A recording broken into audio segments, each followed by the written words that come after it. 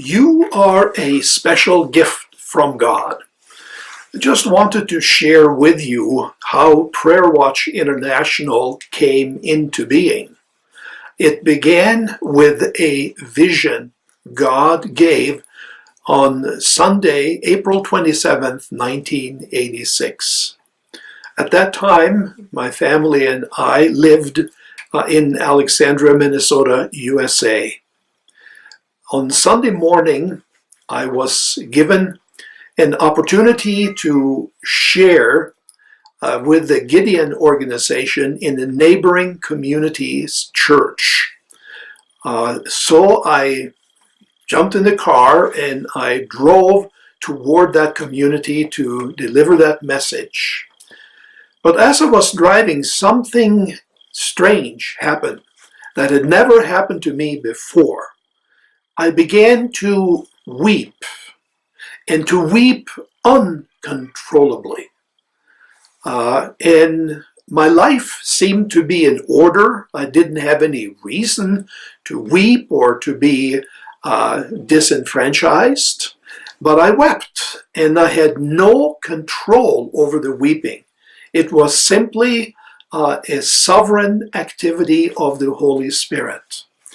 And as I was driving down the road toward that church, I said, well, Lord, if you want me to speak in church this morning, you got to stop this weeping, because I can't stand in front of the church and just weep. I have to be able to share the message that I've been called to do. And so I continued to drive, and as I drove into the community, there usually is a sign, the name of the city and the population, or the time when it was started. And as I drove past that sign, all of a sudden the weeping stopped. And I continued to drive up to the church and went into the church, and I shared the message that I had been called upon to share.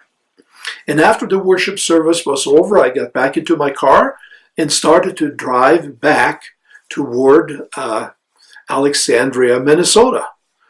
And as I drove past the city sign, then something happened again.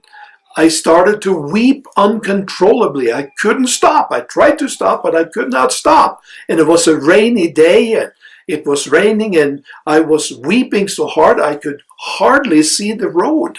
So I decided that I would drive to my office in town, which was closer, rather than to our home out on one of the neighboring lakes. And as I got to the office, I sat in my office chair, and there I wept, and I could not stop.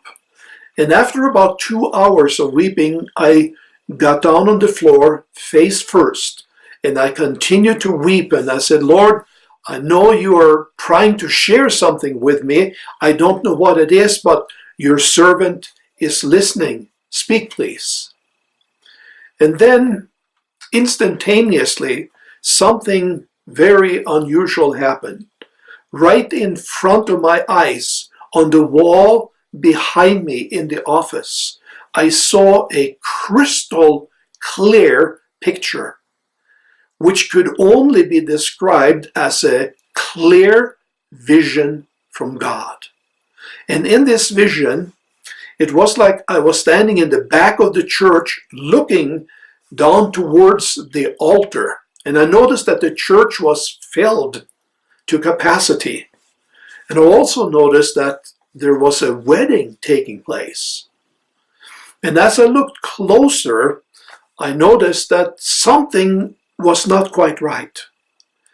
The groom was healthy and tall and handsome, but when I got to looking at the bride, I noticed that she was sick and not doing very well. In fact, she was being carried on a stretcher.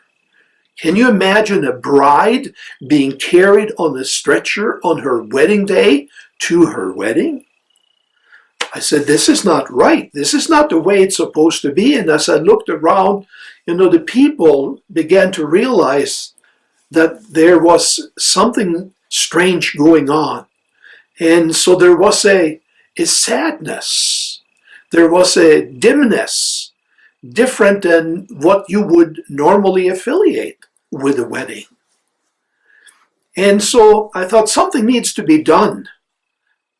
And the people all felt something needs to be done.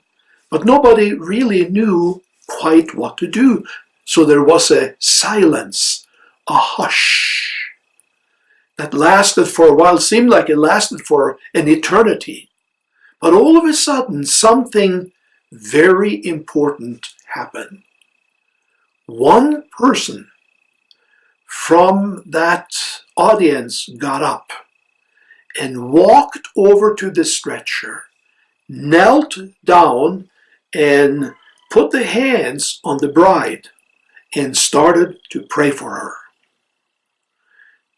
Next, another person got up, knelt down next to the first person, put the hands on the bride and prayed for her. And then another person, and yet another person. And pretty soon, the whole stretcher was surrounded by people praying for the bride.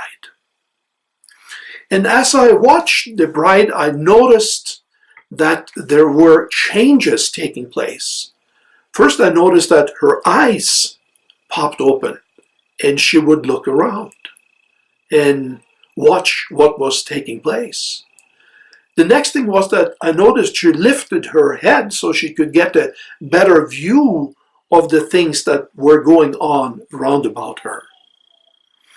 In the meantime, I noticed that the color in her face began to change from an ash gray, sickly color to a healthier color. And I noticed that she was able to sit up. And with the help from a couple of people, she was able to swing her legs off the stretcher and down on the floor. And with some more help, she was able to stand up. Then she would take some careful steps, wobbly at first, but with every step she became better and sturdier and firmer and was able to walk. And she walked down the aisle and she walked around the church, now strong, vibrant, beautiful. And she walked right up and stood next to the groom. And the two of them walked up to the altar for the wedding celebration, the wedding feast. And then the vision stopped.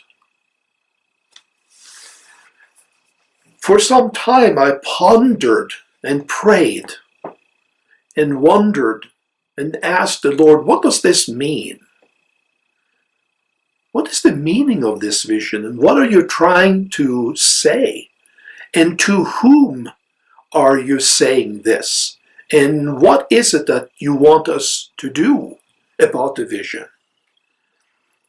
God always has a purpose for his communications, and obviously had a purpose for this vision.